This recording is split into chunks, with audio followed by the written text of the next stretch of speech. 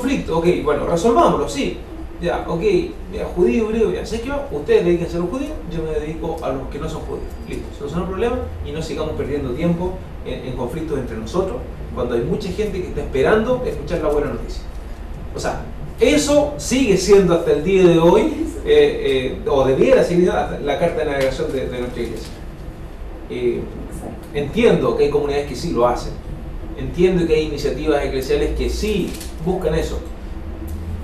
Parece que no son la mayoría porque si no ya lo notaríamos, pero qué bueno que nosotros al menos lleguemos a este punto para poder decir, ok, nosotros a lo mejor podemos hacer esta reflexión, nosotros podemos decir, sí, pues en realidad, dejemos de perder el tiempo en nuestras tonteritas. Hay conflictos que son importantes y que claro, que todo conflicto hay que enfrentarlo, pero en el fondo no hacer una tormenta en un vaso de agua.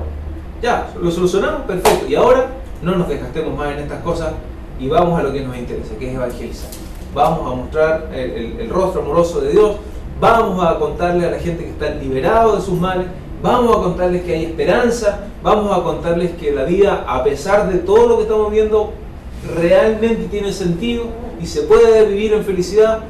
Lo que un día a nosotros nos enamoró de la buena noticia de Jesucristo, que nos hizo seguirlo, no por costumbre, no porque me obligaron, no porque así lo aprendí, sino que porque realmente nos encontramos con Él un día y dijimos, sí, este es el proyecto de vida que yo quiero. Y realmente me enamoro de este proyecto y digo, bueno, sigamos adelante y no nos concentremos en pequeñas cosas.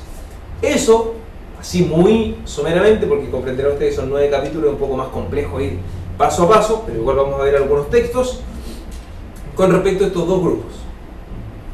Para concluir, con respecto a los hebreos y los helenistas. Tanto, ya en cierto modo lo he dicho, la misión hacia los judíos como los no judíos, ambas son necesarias. Si hablamos de Pedro y Pablo, como las columnas de la iglesia, si hablamos o si volvemos al capítulo 1 del libro de los Hechos, serán mis testigos en Jerusalén, en toda Judea, en Samaria, hasta los confines de la tierra, significa que ambas misiones son necesarias. O sea, bajo ningún punto de vista cabe siquiera la duda de decir, oye, ¿y si nos hubiésemos quedado solamente con los judíos en la evangelización? Bueno, desde ya nosotros no seríamos cristianos. A no ser que hubiésemos nacido en una familia judía y que de ahí, por obra y gracia del Espíritu Santo, como algunos judíos lo han hecho, hayan encontrado efectivamente la verdad en los textos cristianos. Podría haber sido. O no, la verdad es que debieron haber terminado, cortado absoluta y radicalmente con el mundo judío y empezar todo de cero. No, tampoco. Porque es el mismo Dios que a través de los patriarcas, de los profetas, fue preparando a su pueblo con la promesa del Mesías, hasta que envió al Mesías, y entonces la continuación de la historia. Ambas misiones, ambos focos de evangelización son importantes. Y me permito hacer una reflexión o un ejemplo, una aplicación más actual, si quieren ustedes. A veces entramos en conflicto dentro de la iglesia por decir, bueno, ¿pero qué sacamos con estar haciendo ceremonias, liturgias o haciendo actividades pastorales en general en parroquias o en comunidades ABC1? Si la buena noticia va dirigida especialmente y la opción de Jesucristo es preferencial por los más pobres. Vámonos todos donde está la pobreza. Y otro podrá decir, bueno, pero ¿y acaso los de los ABC1 no tienen derecho también a escuchar la buena noticia? O sea, una cosa es no acomodarse, está muy bien, porque la opción sigue siendo por los más pobres, pero los otros también necesitan ser evangelizados. Todos tienen derecho a escuchar la buena noticia.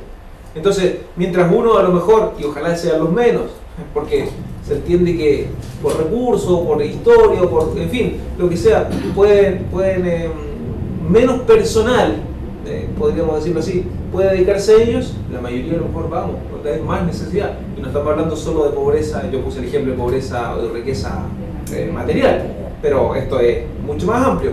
Bueno, no dejemos de desgastarnos en esa discusión si sabemos que tanto judíos como gentiles, ambos son merecedores y ambos necesitan esa evangelización.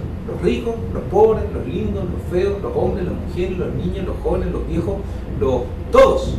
Cristianos y no cristianos, todos merecemos, tenemos derecho a escuchar, por lo menos, a escuchar la buena noticia de Jesús.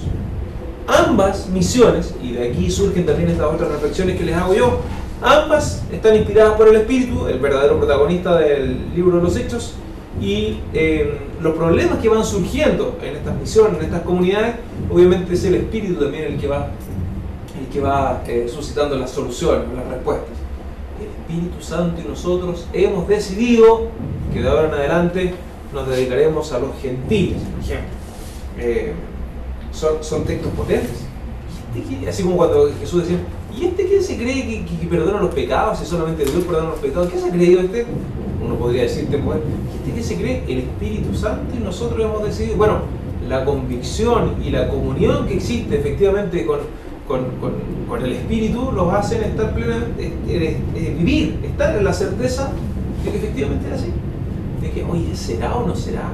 ¿Habrá que hacerlo o no habrá que hacerlo? Están tan metidos, tan empapados del amor y del Espíritu de Dios, que en el fondo no tienen duda qué es lo que Dios quiere. Hay otra, no sé si tirón de oreja o lección para nosotros. O sea, tan enraizados en Dios que no cabe duda que esto es lo que Dios quiere. En vez de como, no sé ustedes, pero al menos a mí me ha pasado gran parte, o muchas veces en mi vida, ¿será o no será la voluntad de Dios? ¿Lo haré o no lo haré? ¿Lo digo o no lo digo? Y en cambio aquí con una soltura que ya sabemos, texto es el ideal y todo, pero aún así, bueno, el ideal parece que es ese. El Espíritu Santo y nosotros hemos decidido. Y nosotros, no yo, el Espíritu Santo y yo decidimos, no, el Espíritu Santo y nosotros, en comunidad siempre. Entonces, pucha, parece que la cosa va por aquí, por la comunidad, la comunión, el discernimiento, la reflexión. En fin, lo que decíamos en el primer bloque, esto de juntarnos, estudiar la palabra, reflexionar, lo que me dice a mí, lo que te dice a ti, ver los caminos, etcétera, etcétera. Veamos algunos textos antes de terminar. Me pasé. Ahí. Algunos textos, si quieren ustedes, emblemáticos de esta segunda.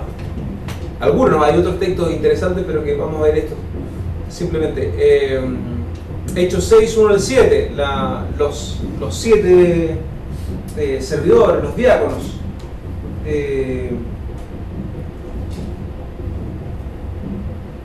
Y que aquí comienza el tema de la predicación a los gentiles.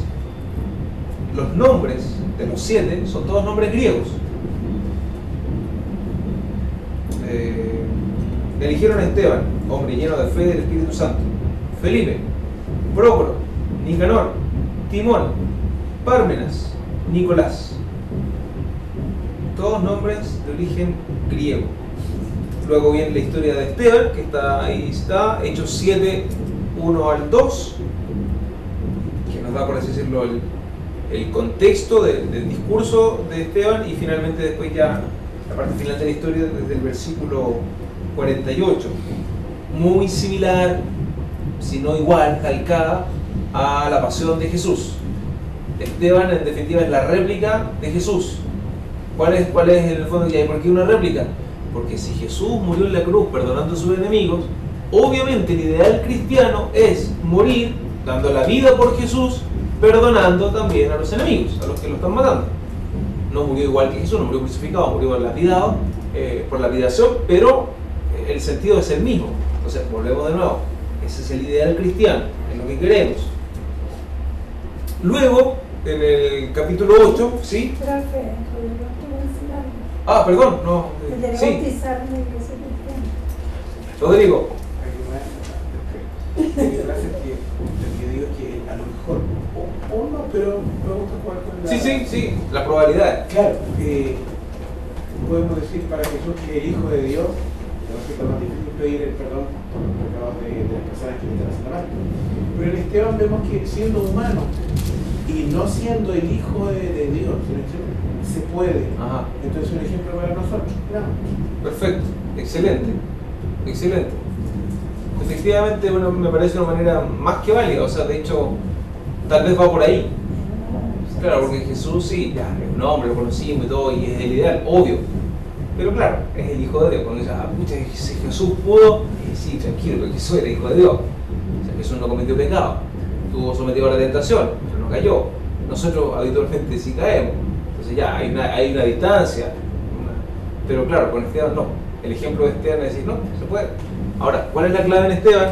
según los versículos 1 y 2, no, perdón, 1 y 2 no, el versículo cuando lo eligen, en el versículo 5 del capítulo 6, Hechos 6:5, y la propuesta pareció bien a toda la asamblea y eligieron a Esteban, hombre lleno de fe y de Espíritu Santo.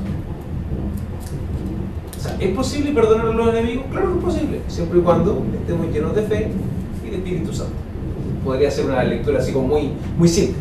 Ya, en el capítulo 8, bueno, al final del texto de la muerte de Esteban, empezando el capítulo 8, aparece por primera vez Saulo. Saulo aprueba la muerte de Esteban. Tal vez nos dice que Saulo le tiró piedra, pero si hubiese podido se la habría tirado. En el fondo es eso. Que todavía no se había cumplido. Claro, por eso. Entonces, pero aquí aparece ya el personaje. Saulo aprobaba su muerte. Aquel día se desató una gran persecución, la iglesia de Jerusalén, bla, bla, bla, bla. Luego aparece Felipe en Samaria, porque luego de la persecución el espíritu arrebata a Felipe, se lo lleva, desaparece, además así como, entre comillas, mágicamente, no es mágico, es milagrosamente, y aparece en Samaria. Se encuentra con Simón, el mago. Perdón, no, Simón el mago no, con un eunuco. Me adelanté. Y entonces comienza a hablar con él, y no es que logre convertirlo, sino que la predicación de Felipe gatilla en el corazón de este eunuco su conversión y su bautismo. Sí. Aquí, a ver, dice...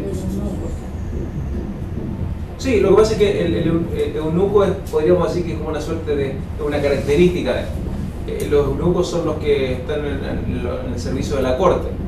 Son, podríamos decir, cortesanos. Su nacionalidad, etíope. Y con él se encuentra Felipe. Luego, en el capítulo 9, como bien vemos ahí en la proyección, aparece, tal vez de los hechos también otro texto bastante conocido, que es la conversión, toda la historia de Saulo. Su conversión, su ceguera. Un dato curioso. De hecho, hay pinturas que lo muestran así. Esto fue una anécdota que me pasó a mí cuando estaba estudiando. Estábamos estudiando precisamente el curso de San Pablo y llegamos a la hora de la conversión. Entonces dice, bueno, y sale un compañero y algo pregunta, pero cuando cayó del caballo, ¿qué sé? Entonces por favor lo queda mirando. ¿Qué dijiste? No, cuando cayó del caballo. ¿De dónde sacaste que se cayó de un caballo? No, es que la vi. Se sentó el profe, un tanto haciendo, no estaba molesto, pero haciendo como que estaba molesto. Por favor, muéstrame dónde dice que Pablo se cayó de un caballo. Y empezó a buscar los hechos, empezó a buscar las cartas. No, en ninguna parte dice. Entonces, claro, uno dice, o como la manzana de el Génesis. ¿Y dónde dice que es una manzana? Habla de un fruto. Podría haber sido una naranja, podría haber sido un plátano, podría haber sido un kiwi, podría haber sido una sandía, ya, no sé. Un fruto. Hay una historia de por qué tradicionalmente se le atribuyó a la manzana, por una raíz latina, palabras parecidas, pero el texto dice fruto. Entonces de repente, claro, hay una serie de como cuestiones que uno va asumiendo por costumbre, por tradición, y que ni siquiera son bíblicas, sino que de fuera. Hay pinturas dice, conversión de San Pablo, y sale un tipo cayéndose de un caballo. Bueno, en la época del pintor a lo mejor lo enseñaban así, pero no dice que cayó un caballo, dice que iba camino a Damasco, nada más. Bien, y luego entonces la predicación de cómo Pablo se va poco a poco adentrando en esto, y una serie de predicaciones. Vuelve después en el capítulo 10 a hablar de Pedro, también con otras conversiones, como que empieza ya no a jugar, pero en el fondo empieza a mostrar relatos de las dos iglesias, llamémoslo así, no opuestas, sino que complementarias, como dijimos, toda la conversión en el mundo hebreo y en el mundo griego.